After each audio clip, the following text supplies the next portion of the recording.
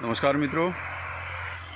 सर्दियों में चारे की बुआई के ऊपर आपने मेरा पिछले वीडियो देखा था और उसमें हमने आपको जैसे कि ये खेत है, इसमें मक्खन घास मक्खन घास और जई, साथ में हमने कुछ सरसों इसमें बोई हुई थी। ये खेत आपने देखा, इसमें मक्खन घास हमने बोई थी। ये पूरा खेत हरा हो गया है,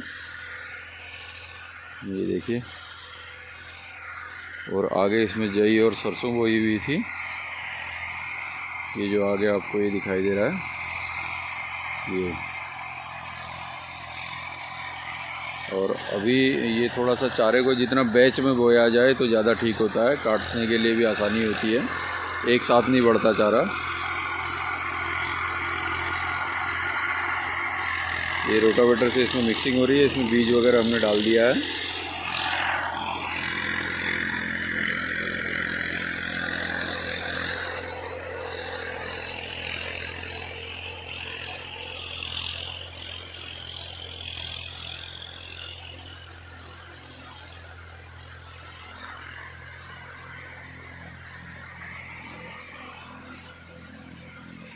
एक चीज़ मैं यहाँ पर आपको कुछ ख़ास बात एक बताना चाहूँगा। कई बार ही कहा जाता है कि आप जैविक खेती करें। ये जैविक खेती का ये परिणाम है दोस्तों। जैविक खेती में आप सरसों देखेंगे, ये हमारी 24 अक्टूबर की बोई हुई सरसों और जई है। आप देख सकते हैं कितना ये हल्का पूरा, इसमें सारा गोबर है, केवल गोबर की खाद डाली हुई है हमने, और कोई दूसरा NPK DAP यूरिया वगैरह कुछ नहीं डाला हुआ है। तो ये हाल है। और इस खेत में मैं आपको इसके बाद आपको दिखाऊंगा कि इसमें हमने NPK डाला है और गोबर की खाद भी है। तो अक्सर किसान इस भ्रम में रहता है कि जब कहा जाता है कि जैविक खेती करिए, केमिकल फर्टिलाइज़र डालने से स्वास्थ्य को नुकसान होता है, या तरह तरह की बातें जो उसके लिए जितनी भी भ्रांतियाँ आज की डेट में कही जा रही हैं, फैलाई जा रही हैं। तो मैं तो ये कहूँगा कि किसान को अपने विवेक से भी काम लेना चाहिए, क्योंकि केवल जैविक के ऊपर भाषण देने से किसान का पेट नहीं भरेगा। अब 1 महीने पहले के चारे को जो आपको दिखाया मैंने, ये हमारा काटने की स्थिति में आ जाना चाहिए था, लेकिन अभी इसकी ग्रोथ देखिए कितनी कम है। अगर यही हमने इसमें अगर NPK DAP वगैरह डाला होगा तो ज़मीन में जो पोषक तत्व ख़त्म हो रहे हैं, कम हो रहे हैं, तो उसकी पूर्ति के लिए तो हमें खाद डालनी ही पड़ेगी।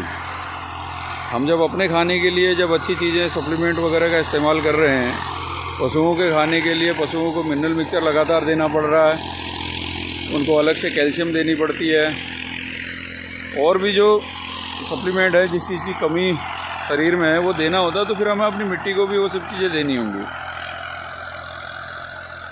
और केवल ये कह देना कि केमिकल युक्त खेती जहर भरी खेती है, ये अधूरा पक्ष में कहूँगा ये है। तो कहीं ना कहीं किसान को भी अपने हिसाब से ये सब चीज़ें देखनी होंगी कि कहीं वो इस भ्रम में अपना नुकसान तो नहीं कर रहा। हाँ, ये बात और है कि अगर उसका भाव मिलता है, अगर हम अपने खेत में केवल गोबर की खाद डालकर चारा उगाएं और उसका चारा हम पशुओं को खिला करके अगर हमारे दूध का भाव अगर 2 गुना मिलता तो हम भी कभी नहीं डालते। लेकिन होता क्या है कि उसका भाव हमें कोई देने को तैयार नहीं है। दूध के दाम पिछले 4 साल से सरकार ने कोई बढ़ोतरी नहीं की हुई है उसमें। तो ऐसी हालत में केवल किसान को ये कह देना कि जी आप जैविक खेती करिए, तो ये एक तरह से उनके ऊपर ये बात थोपने जैसा है। इसलिए किसान मित्रों से यही कहना चाहूँगा कि इसमें अपने विवेक का इस्तेमाल ज़रूर कीजिए।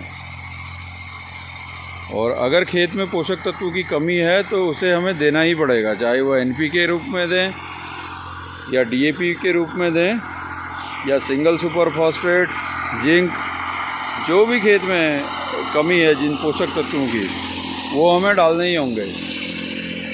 नाइट्रोजन की कमी है तो यूरिया हमें देना ही होगा। हाँ, उसकी मात्रा सीमित हो सकती है, असीमित मात्रा में तो फिर अच्छी चीज़ भी देने पे वो नुकसान ही करता है।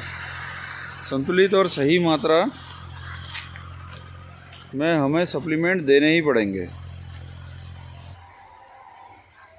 और बाकी मैं आपको दिखाऊं कि हमने इसमें अच्छा खासा गोबर भी डाला हुआ है। ऐसा नहीं है कि हम केवल केमिकल फर्टिलाइज़र ही डालने की बात कर रहे हैं। ये यहाँ पर आप देख सकते हैं, ये हमारा इसमें गोबर का ढेर था। एक ट्राली से ऊपर गोबर इस ढेर पे था हमारे, वो सब इसी खेत में डाला हुआ है। एक आपको दूसरा ढेर दिखाता हूँ।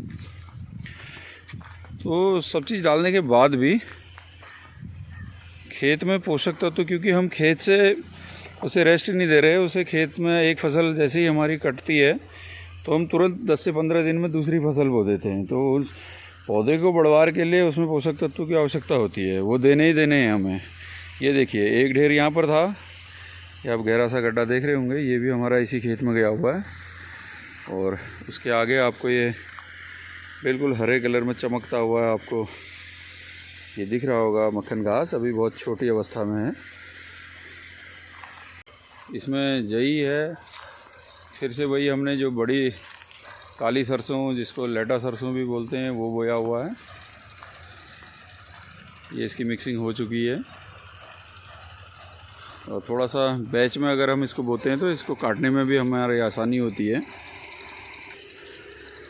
क्योंकि एकदम से एक साथ का बोया हुआ चारा एक साथ ही बढ़ता है। तो एक साइड से जब हम काटना शुरू करते हैं तो फिर दूसरे छोर पे